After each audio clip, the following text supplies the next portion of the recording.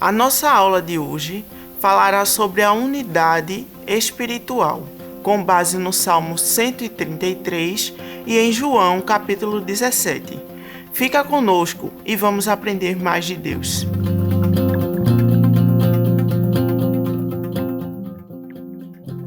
Olá, queridos professores, alunos e alunas da Escola Bíblica Dominical. Sejam bem-vindos a mais uma EBD Online.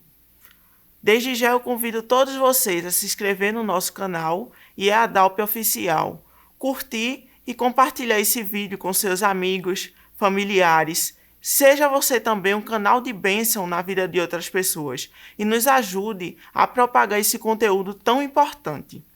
A nossa aula de hoje terá como base dois textos, Salmo 133 e João capítulo 17. Vamos iniciar então falando um pouco sobre o Salmo 133, que é tão pequeno em tamanho e tão grande em sua essência. Ele nos fala sobre a necessidade da união entre os fiéis. União essa que parece óbvia, mas que infelizmente está em falta nos dias atuais. Ele é classificado como um dos cânticos de romagem, ou cântico dos degraus, que vai do Salmo 120 ao Salmo 134. Esses hinos também são conhecidos como os salmos de peregrinação, que eram cantados pelos adoradores quando estavam a caminho do Templo de Jerusalém, na ocasião das festas solenes. A autoria desse salmo é atribuída a Davi, e ele se destaca por ser o único que fala de forma horizontal, ou seja, ele fala dos homens, já que todos os outros falam de maneira vertical, levando-nos a adorar a Deus e pensar em Deus. Então, a ler esse salmo, a gente observa duas figuras comparativas utilizadas por Davi, que são justamente o óleo precioso e o orvalho de Hermon. O óleo aqui, irmãos, vai simbolizar a bênção do Senhor que descia sobre Arão, quando ele foi ungido lá em Israel, e sobre a união estabelecida através da consagração dele para sumo sacerdote. E o orvalho vai simbolizar justamente a bênção do Senhor que descia sobre o monte e escorria pelos arredores daquele monte, trazendo fertilidade para a terra e unindo também o povo na ocasião das colheitas. Nos dois casos, nós vemos que os benefícios eles vêm de cima. O óleo precioso desce sobre a cabeça, enquanto o orvalho ele desce sobre o monte de Hermon e escorria pelas colinas menores. Isso nos remonta à ideia que a união é algo estabelecido diretamente pelo próprio Deus. Então agora nós vamos falar um pouquinho sobre João capítulo 17, que é o outro texto em que a lição está baseada. Então, Jesus em seu ministério terreno, ele procurou revelar o amor de Deus ao mundo e também os seus propósitos. Ele fez questão de mostrar que o Pai e o Filho eram um só. Por isso, o Filho era a imagem perfeita do Pai. Hoje, o nosso maior desafio é fazer com que o mundo conheça, através de nós, Jesus. E para isso, é necessário sermos um com Ele. E o diabo, ele sabe disso, por isso, ele tenta quebrar essa unidade, para que o mundo não venha conhecer a Deus e muito menos os seus propósitos na vida de cada um de nós. Então, podemos observar nessa oração de Jesus que o objeto principal dessa oração são pessoas específicas. Vamos ver no versículo 20, ele falando, não rogo apenas por esses, fazendo referência aos seus discípulos.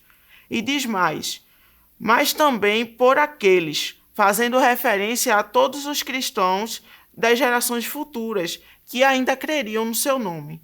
Então, porém, nesse mesmo versículo, quando Jesus afirma para que todos sejam um, ele junta os dois termos, estes e aqueles, em um único processo histórico, ligando como se fosse um só corpo, ou seja, a igreja de forma universal. A oração de Jesus, acima de tudo, ela veio para haver uma continuidade histórica dos apóstolos juntamente com a igreja pós-apostólica. que para que a fé da igreja não passasse a mudar, continuasse reconhecível, ou seja, continuasse com a mesma essência. Esse sentimento de pertencimento e continuidade histórica são as duas principais marcas da unidade retratada por Jesus em João, capítulo 17. É importante observar também que estes e também aqueles citados por Jesus se referem às pessoas que já receberam a palavra de Deus e conheceram e reconheceram a Deus como Salvador de suas vidas. São pessoas regeneradas, pessoas que nasceram de novo. Então, é desse tipo de pessoas que Jesus espera a unidade, não dos ímpios. Não, ele espera a união, a unidade espiritual dos seus servos. Outra coisa também importante é que Jesus afirma que a unidade com o Pai e o Filho não era possível se não houvesse também a unidade da igreja. Então é nesse ponto que nós encontramos o maior desafio vivenciado pela igreja para ter também essa verdadeira unidade cristã. Então que desafio é esse? É justamente ser um com os seus irmãos, assim como Jesus é um com o próprio Pai. Então esse é o nosso maior desafio, é ter essa união completa como Jesus tem com o próprio Pai.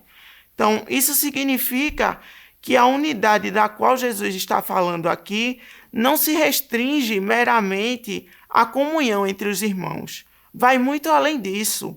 Muito menos vai tratar de uma coisa estrutural, de algo organizacional.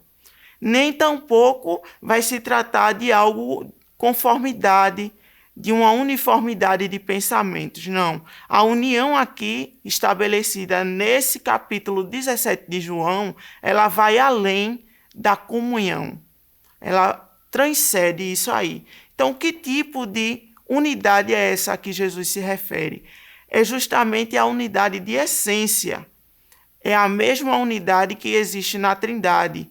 O mistério que existe nessa união é o seguinte: temos uma pessoa só e, ao mesmo tempo, temos três pessoas distintas. Então, é algo que nós, fisicamente e humanamente, não entendemos. É um mistério para nós.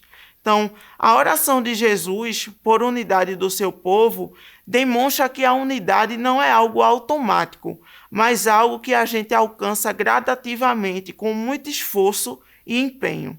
Então, na prática, a unidade é como uma relação familiar.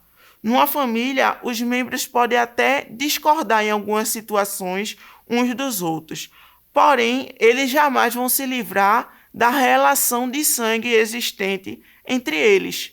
Então, existe ali uma essência, existe um elo que os une, que vai além das discordâncias pequenas que possam haver entre eles. Então, podemos observar a partir disso a simplicidade dessa relação.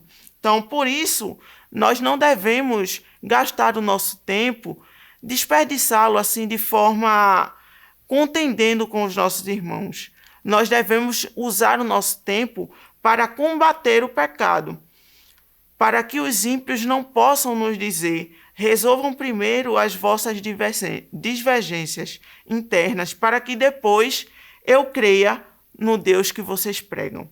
Então, o motivo básico da oração de Jesus pela unidade está expresso na frase "para que o mundo creia".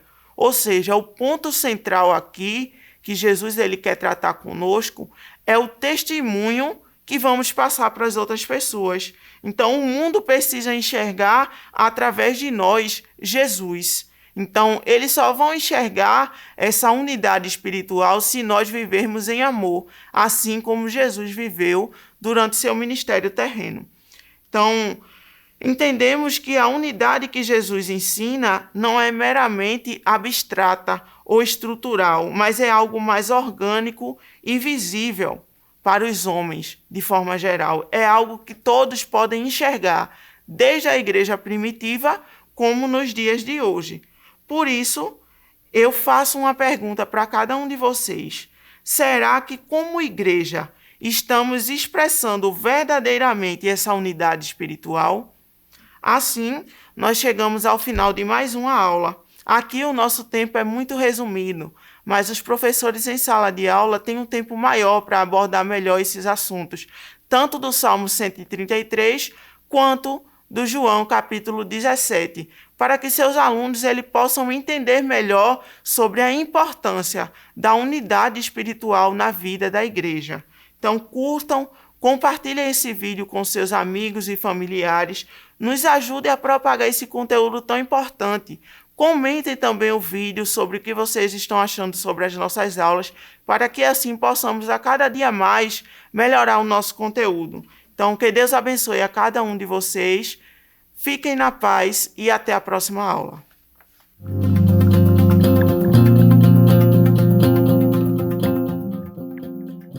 Que o conhecimento é capaz de mudar a vida de quem lê, a gente já sabe.